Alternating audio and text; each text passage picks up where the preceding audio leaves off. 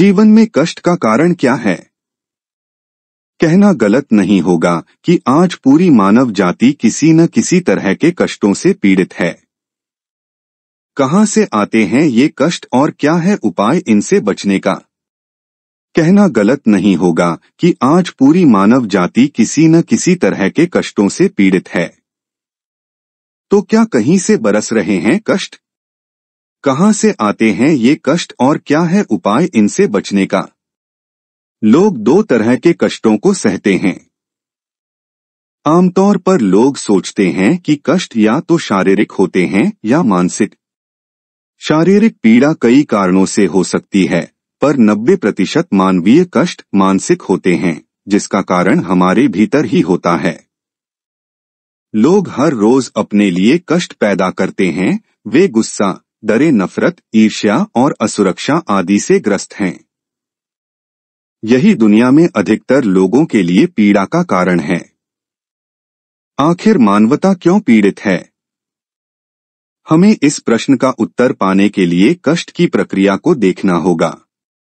हमारे ऊपर कष्ट कहीं से बरसते नहीं हैं, इन्हें हम तैयार करते हैं। और कष्टों के निर्माण की फैक्ट्री आपके मन में है। आज सुबह क्या आपने देखा कि सूरज अपनी पूरी आभा के साथ उदित हुआ, फूल खिले, कोई भी सितारा नहीं टूटा, सारे तारामंडल अपना काम सही तरह से कर रहे हैं। सब कुछ व्यवस्थित रूप में अपने क्रमानुसार चल रहा है। यानी सारा ब्रह्मांड बहुत अच्छी तरह कार्य कर रहा है, पर कोई एक विचार दिमाग में आते ही आपको लगने लगता है कि आपका पूरा दिन बर्बाद हो गया। विचार या भाव जीवन का अनुभव तय करने लगते हैं।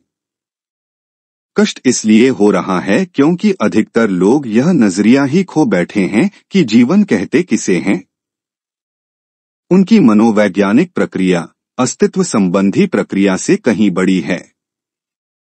अगर आप मनोवैज्ञानिक स्तर से अस्तित्वगत वास्तविकता में जाना चाहते हैं, तो आपको देखना होगा कि आप जो सोचते या महसूस करते हैं वह कोई मायने नहीं रखता।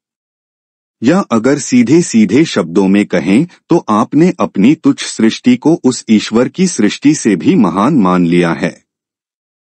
यही सारे कष्टों की बुनियादी जड़ है। हमने यहाँ जीवित रहने का अर्थ ही खो दिया है। आपके दिमाग में आया कोई विचार या कोई भाव आपके अनुभव को तय करने लगता है।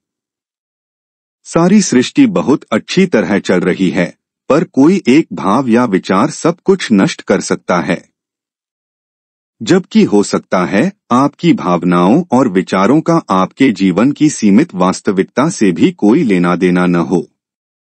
मन आपका है ही नहीं। जिसे आप मेरा मन कहते हैं, दरअसल वह आपका है ही नहीं। आपका अपना कोई मन ही नहीं है। जरा इसे गौर से देखिए। आप जिसे अपना मन कहते हैं, वह तो समाज का कूड़ेदान है। या अगर सीधे सीधे शब्दों में कहें तो आपने अपनी तुच्छ सृष्टि को उस ईश्वर की सृष्टि से भी महान मान लिया है। यही सारे कष्टों की बुनियादी जड़ है। आपके मन में कोई भी जो आपके पास से गुजरता है, कचरा डाल जाता है। आपके पास यह चुनने की सुविधा भी नहीं है कि आपको किसका कचरा लेना है और किसका लेने से मना करना है। अगर आप किसी व्यक्ति को पसंद नहीं करते, तो आपको उस व्यक्ति से दूसरों की तुलना में कहीं अधिक कचरा मिलेगा। आपके पास समुचित चयन नहीं है। अगर आपको कचरे की सामग्री का सही प्रयोग करना आता है, तो यह आपके काम आ सकता है। स्मृतियों और सूचनाओं का यह जो ढेर आपने इकट्ठा कर रखा है, यह केवल जीवनयापन के काम आ सकता है। इसका इस बात से कोई लेना देना नहीं कि आप कौन हैं। अपने विचारों और भावों की अहमियत घटा दें। जब हम आध्यात्मिक प्रक्रिया की बात करते हैं, तो हम मनोवैज्ञानिक स्तर से अस्तित्वगत स्तर पर जाने की बात करते हैं।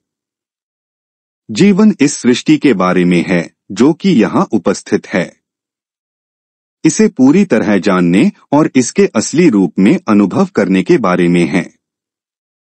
इसे अपने मनचाहे रूप में बिगाड़ना जीवन नहीं है। आपके मन में कोई भी जो आपके पास से गुजरता है कचरा डाल जाता है। आपके पास यह चुनने की सुविधा भी नहीं है कि आपको किसका कचरा लेना है और किसका लेने से मना करना है।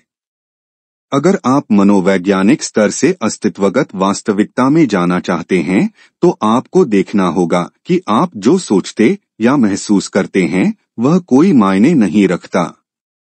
आपके विचारों का वास्तविकता से कोई लेना देना नहीं है। जीवन में इसका कोई खास महत्व नहीं है। यह व्यर्थ की बातों के सिवा कुछ नहीं जिसे आपने यहाँ वहां से बटोर रखा है।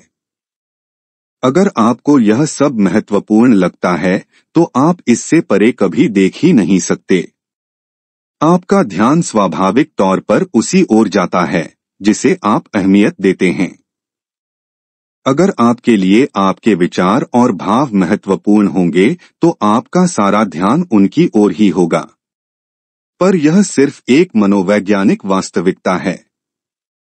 इसका अस्तित्व से कोई लेना देना नहीं है। हमारे ऊपर कष्ट कहीं से बरसते नहीं हैं, इन्हें हम तैयार करते हैं। और कष्टों के निर्माण की फैक्ट्री आपके मन में है। अब समय आ गया है आप इस फैक्ट्री को बंद कर दें। ऐसे ही रोचक और ज्ञानवर्धक वीडियो को रोजाना सुनने के लिए वीडियो को लाइक करें और चैनल को सब्सक्राइब करें। धन्यवाद।